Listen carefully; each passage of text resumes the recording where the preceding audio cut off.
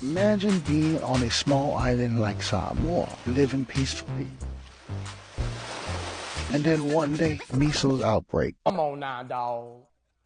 Come on, man. So as you know, RFK Jr. has made headlines for pushing vaccine safeties and accountabilities. Governor from Hawaii is making a stand and a push at D.C. to say that the man's not fit for the position Donald Trump's going to be giving him. Terrible tragedy. There was an outbreak of measles in Samoa. We have 40,000 Samoans who live in Hawaii. Why did it come to that? Because they had an outbreak of measles. RFK went in, torpedoed their public health system. He put a wet blanket over their vaccination program. He used misinformation to cast doubt over the measles vaccinations there. 5,000 plus people caught measles and 83 people died. Makes you question, all right? I just want to break more about, because I'm Samoan, have a voice of our own. Some of his claims was basing it off of autism. Following the national trends, there should have been about 2,000 autism cases. They were able to find 3, and all of them were children who had been adopted by the Amish after receiving their vaccines. Of the Amish in general, they could not find any. This is true in other places around the world. There's a link between that. And I do not believe that autism is just caused by vaccines. I think there's very strong evidence that it is one of the major causative factors.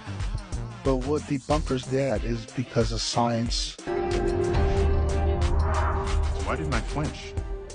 Because the laws of science differ fundamentally from those of... So that scratches that argument out. So his influence, it goes globally, worldwide, right? You're right. And in communities, the one thing that we all can agree on is trust. So the man's last name is trustworthy and represents hope. So he went ahead and decided to listen to the man. So in the year 2019, the beautiful island of Samoa faced one of its darkest public health crises. This wasn't just a random outbreak. It was sad. The vaccine, so the stories were saying that some of the staff mixed the whole thing, which caused this issue. So the government had to act fast. I'm talking about Samoa's government. They declared an emergency. They started rolling out the mass vaccination campaign. The question is, did RFK Jr. directly cause Samoa's crisis? I don't think so. They're trying to pin this all on the RFK Jr. This is proof of how global narratives can have real life-threatening consequences in small communities. The lesson here is, guys, misinformation spread faster than facts. Can we agree to that? And the impacts can be felt everywhere. So let's talk about balancing science, religion, and culture. For many of us Polynesians, health decisions go beyond science. See, we're rooted in our culture, our faith. So during this outbreak, the leaders of Samoa not only gathered the makais, which is chiefs, and also the leaders of church ministries, because we knew that was the only way. It was just our way, relying on God, what we all about, and what America stands for. So our people put it into action instead of just saying, in God we trust. People are so proud to be using that beautiful word, God. And they're using the word God again. And they're not hiding from it. And they're not being told to take it down.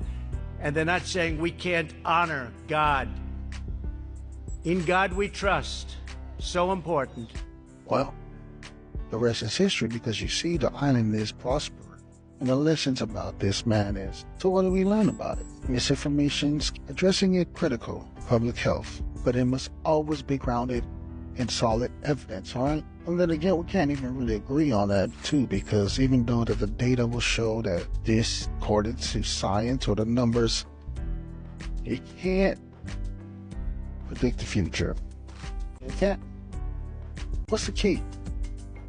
The key is meeting people where they are, bridging tradition with modern science and building solutions for the community. So I say this to say, Samoa's story isn't just about the vaccine or an outbreak.